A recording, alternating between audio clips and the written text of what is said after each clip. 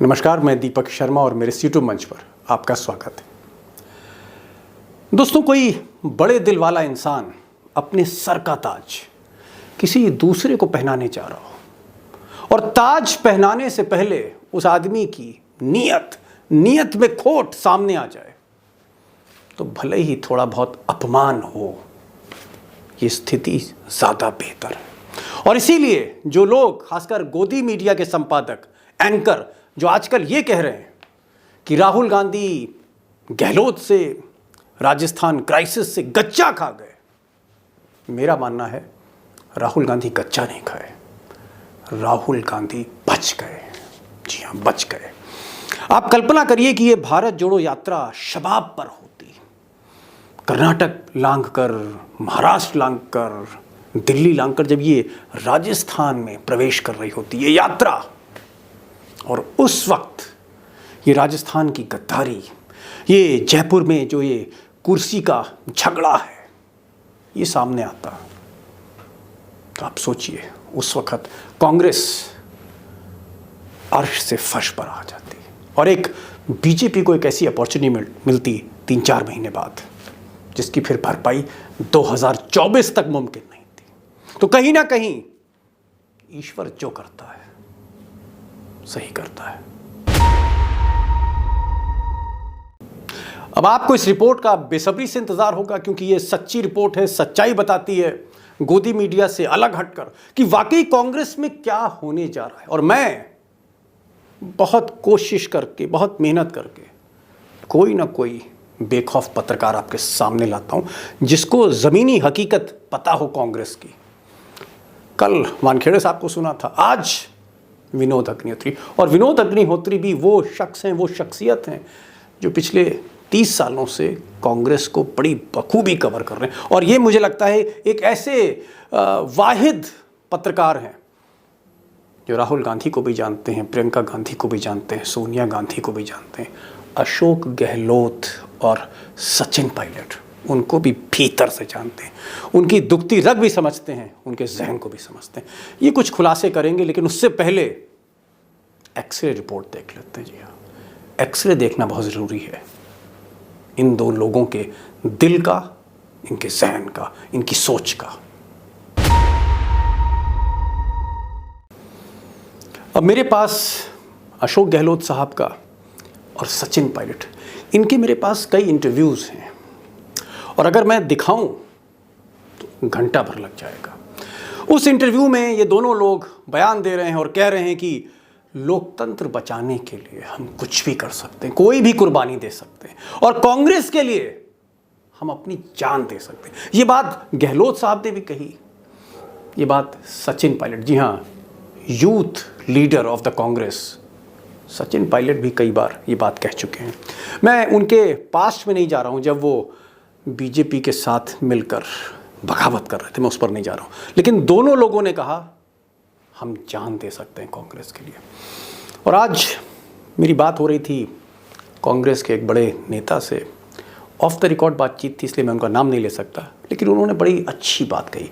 और उनका, दीपक जी, अशोक गहलोत वो शख्स हैं जो जान देने के लिए कसम खा रहे थे बार बार, लेकिन जान तो जान, जब इनसे कुछ मांगा गया तो रुमाल तक नहीं दे सके, क्योंकि कुर्सी इतनी प्यारी है। और दोस्तों, अगर मैं सीधे सीधे एक्सरे रिपोर्ट पर आऊं तो ये जो गहलोत साहब हैं, जिन्हें देश की सबसे पुरानी पार्टी का अध्यक्ष बनाया जा रहा था, गांधी परिवार से भी ऊपर, जिनको एक सत्ता दी जा रही थी अध्यक्ष की, हकीकत ये है कि अपनी एक्सरे रिपोर्ट में, अपनी वफादारी में, अपने भरोसे में बुरी तरह फेल हुए। और आज मुझे कहना पड़ रहा है कि हो सकता है आने वाले समय में अध्यक्ष तो अध्यक्ष, गहलोत जी शायद मुख्यमंत्री भी ना रहे राजस्थान के। अर्श से फर्श पर, नीयत का खेल, नीयत, या यूँ कहें नीयत में खोट। और अगर आप पायलट साहब को देखें, जिनकी उम्र भी बहुत ज़्यादा नहीं थी, 5 साल 10 साल इंतज़ार करने के बाद भी वो मुख्यमंत्री बन सकते थे। सुबह शाम सिर्फ एक ही उनका, आप कह सकते हैं, उद्देश्य था, मुख्यमंत्री बनना है। और जब उनको मुख्यमंत्री बनाने की बात आई तो 10 विधायक भी उनके साथ नहीं निकले। पूरी तरह वो भी फेल हुए। अनपॉपुलर विधायकों ने बगावत कर दी, पूरी तरह एक्सपोज हो गए आज की तारीख में। और शायद मुख्यमंत्री छोड़िए, अगर राहुल गांधी या प्रियंका गांधी तरस ना खाएं तो पायलट का जहाज सड़क पर है आज की तारीख में। और अगर इनकी एक्सिट रिपोर्ट को मैं कंक्लूड करूं तो गहलोत साहब वफादार नहीं निकले, अपने वायदे से मुकर गए, बड़ी बड़ी कस्में खाई थी लेकिन पूरी तरह एक्सपोज हो गए। और पायलट साहब जो मुख्यमंत्री बनने की उड़ान भर रहे थे, उनका जहाज़ टेक ऑफ ही नहीं कर सका। और सही बात यह है कि 10 विधायक भी उनके समर्थन में नहीं आए। तो एक तरह से आप कह सकते हैं कि दोनों ही नेता, चाहे वो सचिन पायलट हों चाहे गहलोत हों, इस आपाधापी में महत्वाकांक्षाओं के बीच, अरमानों और हसरतों के बीच पूरी तरह एक्सपोज हो गए। अब सोनिया गांधी के दिमाग में क्या चल रहा है? सोनिया गांधी की राहुल गांधी से बात हुई। राहुल गांधी इस वक्त इस क्राइसिस के बीच पदयात्रा करते समय क्या सोच रहे हैं?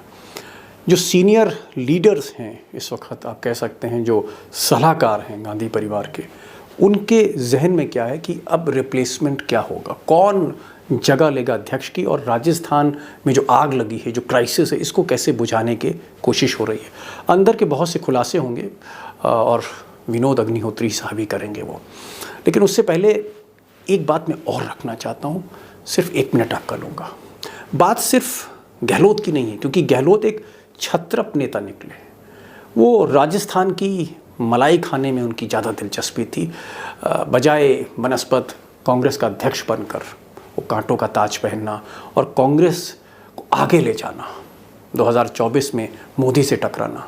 ये जो बड़ा विजन, जो बड़ा चैलेंज होना चाहिए था, उसकी जगह उनकी नज़र जयपुर में मलाई पर थी, इसलिए वो कुर्सी छोड़ना नहीं चाहते थे। दरअसल कई ऐसे नेता हैं, अगर दिग्विजय सिंह आप देखें तो दिग्विजय सिंह भी कहीं ना कहीं अध्यक्ष के लायक हैं, पुराने नेता हैं, नज़र उनकी भोपाल पर है। कमलनाथ हैं, कमलनाथ भी एक छत्रप नेता हैं और मुख्यमंत्री की कुर्सी पर बैठ चुके हैं, इसलिए वो भी कहीं ना कहीं रिलक्टेंट हैं। और अगर आप देखें, कांग्रेस में एक ऐसी जमात है, चाहे वो ज्योतिरादित्य सिंधिया हों, चाहे वो जितिन प्रसाद हों, चाहे वो आरपीएन सिंह हों, चाहे वो गुलाम नबी हों, चाहे वो कैप्टन अमरिंदर हो, लंबी फेहरिस्त है। ये वो लोग हैं जो कसम भी खाते हैं, वायदे भी करते हैं, झुकते भी हैं, सलाम भी करते हैं 10 जनपद में, लेकिन इनकी जो नज़र है, जो निगाह है, वो मलाई पर होती है, कुर्सी पर होती है। और यही एक सबसे बड़ी क्राइसिस है। और इस क्राइसिस के बीच में किस तरह से किसी भरत की तलाश होगी, किस तरह से किसी ऐसे नेता की तलाश होगी जो मलाई और कुर्सी से हटकर वाकई अध्यक्ष बन सके, जिम्मेदारी संभाल सके, राहुल को सपोर्ट कर सके। इस पर चलते हैं सीधे विनोद अग्निहोत्री जी के पास। एक एक लफ्ज़ उनका ध्यान से सुनिएगा, क्योंकि ये एक ब्लूप्रिंट आपको जो है उसको डिकोड कर रहा है कांग्रेस का। और 2024 में ये जो इनका आज का जो इंटरव्यू है वो बहुत काम आएगा, क्योंकि कांग्रेस किस तरफ बढ़ रही है हमें ये पता लगेगा। विनोद जी, बहुत बहुत स्वागत। और मेरा जो पहला सवाल है आपसे यही है कि ये जो क्राइसिस है, राजस्थान क्राइसिस, ये एक ऐसे समय पर आई जब कांग्रेस एक बड़े मकाम की तरफ बढ़ रही थी और भारत जोड़ो यात्रा की जो एक कामयाबी उसको मिल रही थी बेमिसाल, उस बीच ये एक झटका लगा है। और एक बड़ा स्टेट, बल्कि मैं यूं कहूंगा कि सबसे बड़ा स्टेट जो आज की तारीख में कांग्रेस के हाथ में है, राजस्थान। आपको क्या लग रहा है कि राजस्थान में ना पायलट को कुछ मिला आखिर में, ना गहलोत को कुछ मिला, और ना ही गांधी परिवार को कुछ मिला, और ना ही कांग्रेस को कुछ मिला? कुल मिलाकर हर आदमी हार गया इसमें। नहीं, बहुत अच्छा विश्लेषण दीपक जी आपका, कि सचिन पायलट मुख्यमंत्री की कुर्सी चाह रहे थे, वो उनको नहीं मिली। कांग्रेस हाईकमान सोच रहा था कि बड़ा स्मूथ ट्रांजैक्शन हो जाएगा, अशोक गहलोत यहाँ अध्यक्ष के लिए आ जाएंगे और सचिन पायलट वहाँ सीएम बन जाएंगे। वो नहीं हो पाया। और अशोक गहलोत को ये था कि स्टेट भी उनके हाथ में रहेगा और वो अध्यक्ष भी बनेंगे और हाईकमान के साथ भी उनकी गुडविल बनी रहेगी। वो उनकी गुडविल खत्म हो गई और अध्यक्ष बनना तो उनका, मतलब मुझे लगता है कि लगभग ना ही मानिए, लगभग क्या बिल्कुल ही, क्योंकि जो इस वक्त हाईकमान के तेवर हैं उसमें उनका अध्यक्ष बनने का कोई मसला है नहीं। अब खाली स्टेट उनके हाथ में अभी है, और कब तक रहेगा ये भी अपने आप में एक प्रश्न है, क्योंकि जिस तरह से यहाँ दिल्ली में खास करके सोनिया गांधी जी के घर में जो हाईकमान जो नाराजगी है इस सारे पूरे घटनाक्रम को लेके, तो वो देर सवेर, भले अभी आज की तारीख में अशोक गहलोत को न डिस्टर्ब किया जाए रणनीति के तहत, लेकिन देर सवेर जैसे ही चीजें हैं, हाउस इन ऑर्डर होगा, नया अध्यक्ष आएगा, तो पहला ऑपरेशन कांग्रेस का यही होगा, कोशिश करके कि एमएलए को विन ओवर करके और अशोक गहलोत की छुट्टी की जाए और किसी अपने आदमी को वहां बनाया जाए। हालांकि बड़ा मुश्किल टास्क होगा दीपक जी, ये इसलिए मुश्किल टास्क होगा क्योंकि राजस्थान में जो कांग्रेस जो एमएलए हैं उनमें जबरदस्त खेमेबंदी है। अशोक गहलोत, अगर मान लीजिए अगर ऐसी नौबत आती है और अशोक गहलोत अड़ जाते हैं, तो अगर 30-40 विधायक भी अपने साथ लेकर के वो अलग पार्टी बना लें और बीजेपी के सपोर्ट से सरकार बना लें, तो कांग्रेस के हाथ से राज्य भी चला जाएगा। तो बड़ा तलवार की धार पर चलने वाली स्थिति है राजस्थान में। मेरा सवाल ये है कि गहलोत साहब जिसको लेकर इतने कस्में खाई जा रही थी कि वो कह रहे थे मैं जान दे दूंगा, मैं सब कुछ लुटा सकता हूँ, गांधी परिवार, सोनिया जी, राहुल गांधी, सब कुछ मेरे लिए, सर्वस्व लुटा सकता हूं मैं। एक आदमी जो जान देने की बात कह रहा था और जिसको बदले में वो कुर्सी मिल रही थी जहां बड़े बड़े शिरोमणि जो हैं हिंदुस्तान की राजनीति के बैठे हों, वो आखिर में जान तो जान, कुर्सी में देने में उनकी जान निकल रही थी। ये ट्रस्ट डेफिसिट जो है, आपको क्या लगता है कि सोनिया गांधी और राहुल गांधी एक गलत आदमी पे भरोसा कर रहे थे और जो कुछ हुआ अच्छा हुआ, क्योंकि कल अगर अध्यक्ष बन जाते तो पता नहीं क्या करते। तो ये जो भरोसा था, ये जो स्टडी थी गहलोत की, ये गलत कैसे हो गई? देखिए दीपक जी, ऐसा है कि ये बात आपकी सही है कि अशोक गहलोत को लॉयलिस्ट, मतलब मोस्ट लॉयलिस्ट माना जाता रहा है। और आप देखिए जब G23 के रूप में चिट्ठी आई, उसमें अशोक गहलोत के दस्तखत भी नहीं थे, और सबसे ज्यादा G23 के खिलाफ अगर कोई मुखर था तो अशोक गहलोत थे, चाहे वो वर्किंग कमेटी की बैठक हो चाहे उसके बाहर हो, उन्होंने सबसे ज्यादा हमले G23 पर किए। और लगातार वो राहुल गांधी, सोनिया गांधी, प्रियंका गांधी, गांधी परिवार और कांग्रेस पार्टी की हाईकमान को लेकर के लगातार वो अपनी वफाई की जो है कस्में खाते रहे और सबूत देते रहे। और जिस तरह से उनको माना जाता है कि वो यस मैन टू 10 जनपद, उस लिहाज से ये सिलेक्शन उनका किया गया था। और कांग्रेस के कई बड़े नेता भी ये कहते थे कि भाई अशोक गहलोत को तो 10 जनपद के हैं, उनको तो उससे अलग किया नहीं जा सकता। दूसरा, उनका जो एक होता है ना दीपक भाई, जैसे जो लोग टॉप पे बैठते हैं उनका एक पॉलिटिकल जो कम्युनिकेशन का नेटवर्क है वो कांग्रेस हाईकमान का मिसिंग है बुरी तरह से। सोनिया जी बहुत कम लोगों से मिलती हैं, राहुल गांधी बहुत कम लोगों से मिलते हैं। मिलने का मतलब ये नहीं है कि आप भीड़ में चल रहे हैं और यात्रा कर रहे हैं और आप दिन भर में 5,000 आदमियों से मिल लिए हाथ जोड़ करके, वो मिलना नहीं होता है। मिलने का मतलब ये है कि आप 24 घंटे में 10 घंटे 12 घंटे अगर पार्टी के लिए देते हैं या 15 घंटे, तो उसमें आप कितने लोगों से 1 to 1 बात करते हैं, चाहे वो पार्टी के हों चाहे पार्टी के बाहर के हों, ताकि आपको जो इंडिपेंडेंट सिस्टम होता है फीडबैक का वो मजबूत रहता है। अब गहलोत की एब्सेंस में आपको क्या लगता है, दिग्विजय सिंह होंगे, खड़गे होंगे, पवन बंसल होंगे, या फिर हो सकता है इतना प्रेशर आ जाए कि राहुल गांधी? तो अब ये इलेक्शन तो होना है, तारीख तय हो चुकी है, सब कुछ हो सकता है, ऐलान हो चुका है। आपको क्या लग रहा है कि वो 3-4 लोग कौन हो सकते हैं जो अब किसी तरह से रेस्क्यू करें 10 जनपद को? मुझे लगता है इसमें 2 संभावनाएं हैं। एक तो अशोक गहलोत जैसे किसी छत्रप नेता को बनाने के मामले में अब हाईकमान जो है, अब सोनिया गांधी, राहुल गांधी अब हिचक रहे हैं कि आप भूपेश बघेल को या दिग्विजय सिंह या कमलनाथ या इस तरह के जो बड़े नेता हैं, मतलब जिनकी नजर अपने राज्यों पर है, जो राज्यों पर है, नहीं राज्यों पर है, जिनका अपना एक आधार है, और कल को मान लीजिए वो आंख दिखाने लगे, जैसे अशोक गहलोत ने तो अध्यक्ष बनने से पहले ही अपने को एक्सपोज कर दिया, तो दूसरा नरसिम्हा राव नहीं बनाना चाहती सोनिया गांधी। तो इसलिए जो नजर टिक रही है वो मल्लिकार्जुन खड़गे, मुकुल वासनिक, मीरा कुमार, अंबिका सोनी, पवन बंसल, इस टाइप के नेताओं पर ज्यादा बात हो रही है। कांग्रेस से जब हम अपेक्षा कर रहे हैं कि कांग्रेस मजबूत हो, क्योंकि वही 2024 में जो है सबसे बड़ा प्रहार कर सकती, कांग्रेस फिर एक झटका खा गई। आप क्योंकि इतने बरसों से कवर कर रहे हैं कांग्रेस, इसलिए मैं आपसे ये भी पूछ सकता हूं कि भाई आपकी सलाह क्या है, वो क्या सलाह हो सकती है, वो क्या सलाहियत हो सकती है, वो क्या परामर्श हो सकता है, कांग्रेस को क्या करना चाहिए, राहुल गांधी को क्या करना चाहिए कि कम से कम 5 महीने में ये टेम्पो बिल्डअप होता रहे। उनके पास जी हाँ। पूरी सलाहकार मंडली है, बड़े काबिल लोग हैं उनके पास। मैं तो नहीं, अगर ये काबिल कह होते सकता तो फिर मैं आपसे पूछता नहीं ये सवाल। नहीं, उनके हिसाब से काबिल है, मेरे हिसाब से, आपके हिसाब से हाँ, मैं ना हूं, एक मेरे हिसाब से जर्नल सब में काबिल जनरल हैं। सजेशन क्या होना चाहिए? हाँ, जनरल मैं अपनी टिप्पणी में विश्लेषण कर सकता हूँ। देखिए, मुझे लगता है दुनिया को मालूम है कि कांग्रेस पार्टी की ताकत नेहरू गांधी परिवार है। सोनिया गांधी, राहुल गांधी और अब प्रियंका जी को भी जोड़ लीजिए, यही कांग्रेस पार्टी की ताकत है। ये कमजोरी भी है, ताकत भी है। कमजोरी इसलिए है कि इनके आगे कांग्रेस सोच नहीं सकती। ताकत यह है कि यही सीमेंटिंग फोर्स है और इन्हीं की अथॉरिटी है, जो भी है जैसी भी है, वर्कर इन्हीं के उसमें है।